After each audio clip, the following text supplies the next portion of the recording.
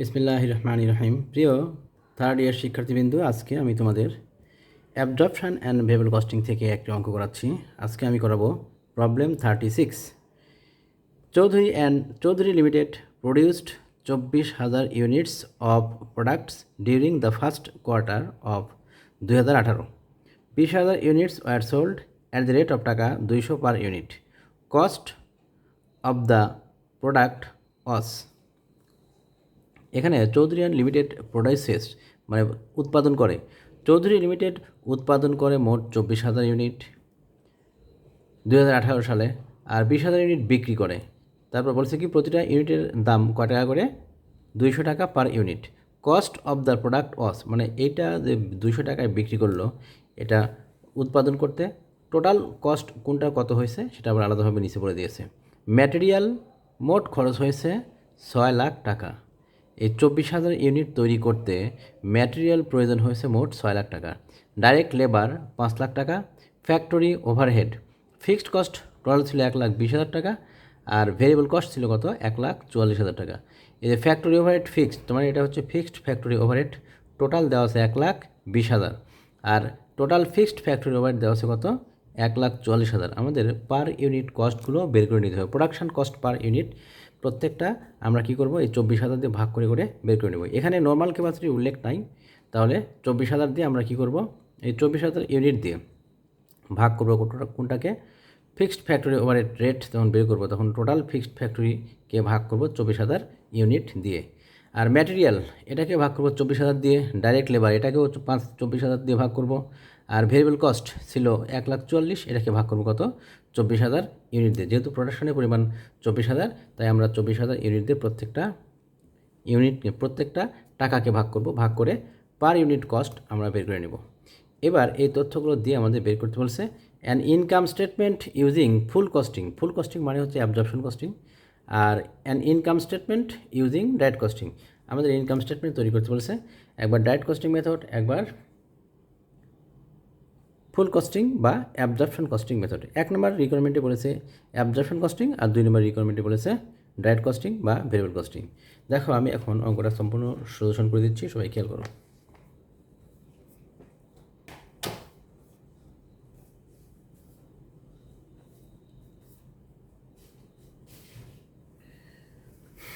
Solution 36.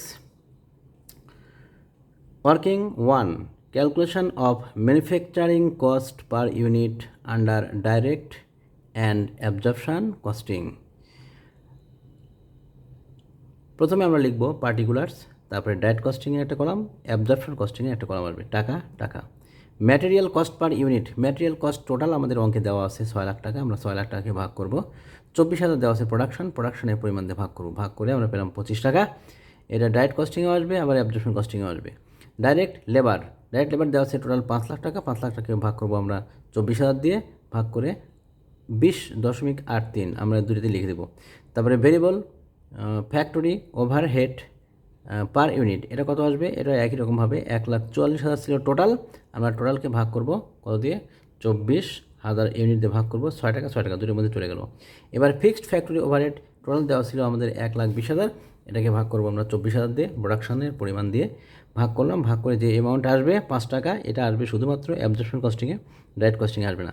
যোগ করলাম, এখানে আসলে 51.83, আর এখানে যোগ করে পেলাম 56.83। এটা 56 টাকা আসলো, এটা আসলে 11 টাকা, 56 51, এই 5 টাকাটাই পার্থক্য আসবে।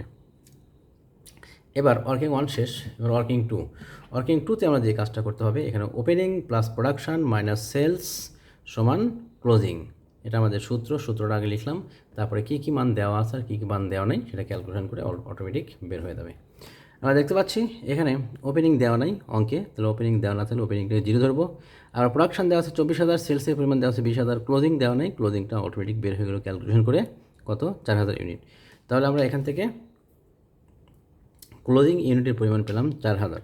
অঙ্কে যেহেতু আমাদের নর্মাল ক্যাপাসিটির উল্লেখ নাই, সুতরাং নর্মাল ক্যাপাসিটির উল্লেখ না থাকলে আন্ডার অ্যালোকেশন বা ওভার অ্যালোকেশন নির্ণয় করার প্রয়োজন নাই।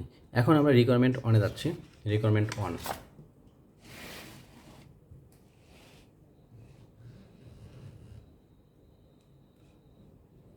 রিকোয়ারমেন্ট ওয়ানে বলেছিল অ্যাবজর্পশন কস্টিংয়ে ইনকাম স্টেটমেন্ট তৈরি করতে হবে। আমরা কোম্পানির নাম লিখলাম Jamuna corporation, income statement under absorption costing for the year ended. Time আমরা উল্লেখ করলাম না, এখানে টাইম উল্লেখ আছে, আমাদের অঙ্কে বলে দিয়েছে টাইম 2018 সাল। For the year ended 31 December 2018 দিয়ে দিলাম। তাহলে পার্টিকুলার্স টাইম যা থাকবে সেই টাইমটা এখানে উল্লেখ করে দেবো আমরা। প্রথমে লিখবো পার্টিকুলার্স, তারপরে টাকা কলম এখানে দুইটা আসবে। প্রথমে কী লিখবো আমরা? সেলসের পরিমাণ। সেলস কত আছে? 20,000। 20,000 ইউনিট সেলস করেছে, প্রতি ইউনিটের দাম কয় টাকা করে? 200 টাকা করে। তাহলে 20,000 গুণন 200 করে পেলাম কত? 40 lakh. Less cost of goods sold. Cost of goods সোল্ডের পরিমাণ কত? কস্ট অফ বিগিনিং ইনভেন্টরি পরিমাণ নাই, বিগিনিং ইনভেন্টরি নাই, তাই এখানে 0 আসবে। কস্ট অফ প্রোডাকশন, প্রোডাকশনের পরিমাণ ছিল 24,000। 24,000 গুণন ভেরিয়েবল কস্টিং বা ডাইরেক্ট কস্টিং, অ্যাবজর্পশন কস্টিং আমরা রেট পেয়েছিলাম কত? 56.83। আমরা 56.83 দিয়ে 24,000 ইউনিটকে গুণ করলাম, গুণ করে পেয়ে গেলাম 13,63,920। দুটো যোগ করে আসলো 13,63,920। আচ্ছা, এটাকে নাম দেবো আমরা cost of goods available for sell. এবার এখান থেকে বাদ দিব less cost of ending inventory. Ending inventory ছিল আমাদের 4,000। 4,000 গুণন 56.83 গুণ করে পেলাম 2,27,320। এটা আমরা এখান থেকে বাদ দিব, বাদ দিলে যে অ্যামাউন্ট আসবে 11,36,600। এটাকে বলবো আমরা cost of goods sold at standard and actual. এটাই স্ট্যান্ডার্ড, এটাই অ্যাকচুয়াল। কারণ আমাদের অঙ্কে আন্ডার অ্যালোকেশনও নাই বা ওভার অ্যালোকেশনও নাই, আবার ফেভারেবল বা আনফেভারেবল ভেরিয়েন্সও নাই। এই জন্য আমরা যে অ্যামাউন্টটা পেলাম এটাকে বলবো আমরা কি? Cost of goods sold at standard and actual. এই অ্যামাউন্টটা আমরা এখান থেকে বাদ দিব। বাদ দিলে যেটা আসবে এটাকে আমরা কী করবো? এখান থেকে বাদ দিব। বাদ দিলে যেটা আসবে 28,63,400। এর নামই হচ্ছে গ্রস প্রফিট।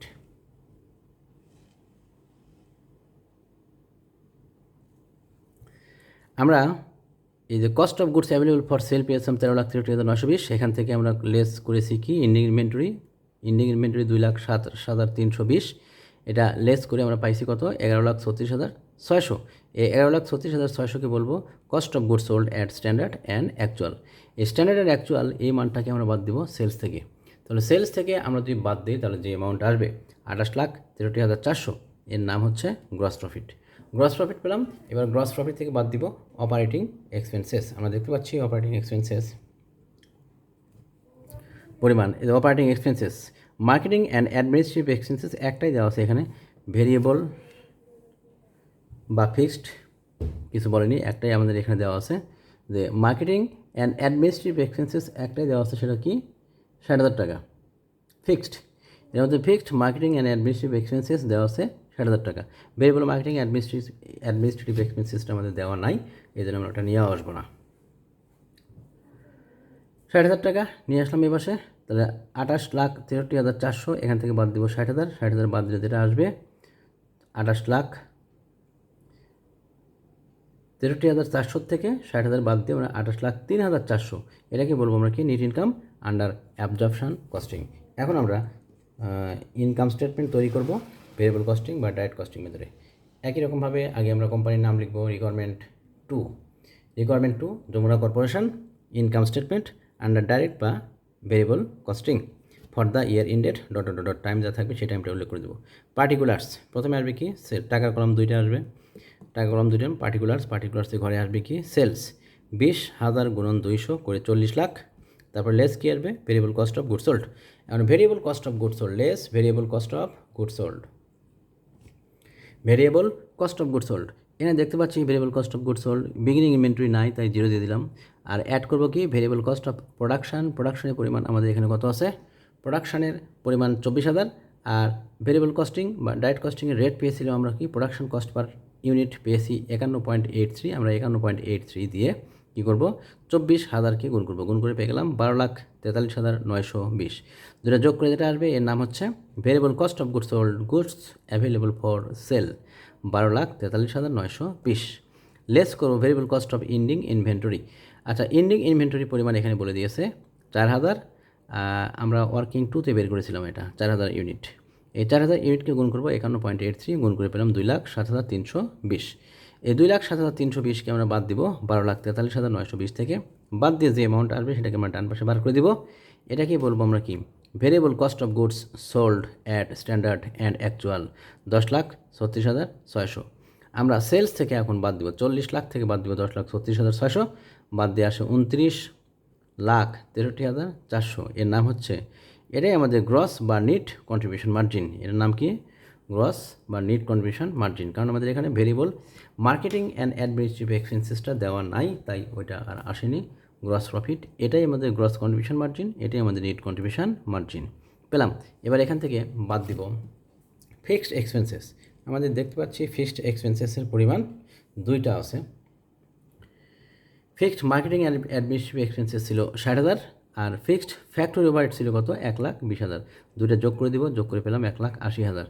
তাহলে 29,63,400 থেকে বাদ দিব 1,80,000, বাদ দিয়ে আসে কত? 27,83,400। এর নাম হচ্ছে আমাদের কি? Net income. যদিও আমাদের রিকোয়ারমেন্ট 1 আর 2 এই দুইটাই শুধু চেয়েছে, তবু আমি রিকনসিলিয়েশন স্টেটমেন্টটা তোমাদেরকে করে সম্পূর্ণটা বুঝিয়ে দিচ্ছি। রিকনসিলিয়েশন স্টেটমেন্ট এটাও দেখিয়ে দিচ্ছি আমি। Jamuna corporation reconciliation statement, particular টাকা কলম একটাই আসবে। Net income under absorption costing 28,03,400, আর net income under variable costing 27,83,400। বাদ দিলাম, আসলো কত? 20,000। ডিফারেন্স ইন নেট ইনকাম আসলো কত? নেট ইনকামের ডিফারেন্স আসলো 20,000 টাকা। আচ্ছা, এবার ডিফারেন্স টু বি এক্সপ্লেইনড।